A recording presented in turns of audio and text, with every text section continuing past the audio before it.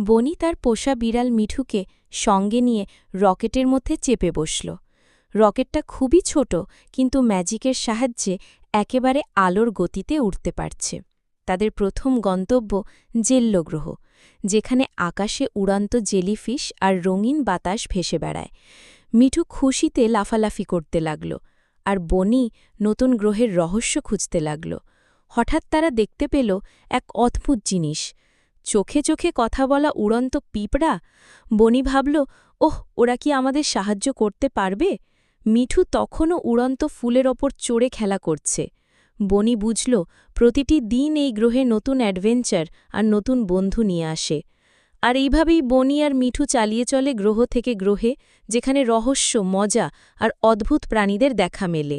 আর প্রতিবার তারা নতুন কিছু শেখে আর একে অপরের সঙ্গ উপভোগ করে। এরপর তারা কোথায় গেল জানতে হলে ভিডিওটি সাবস্ক্রাইব করতে ভুলো না কিন্তু।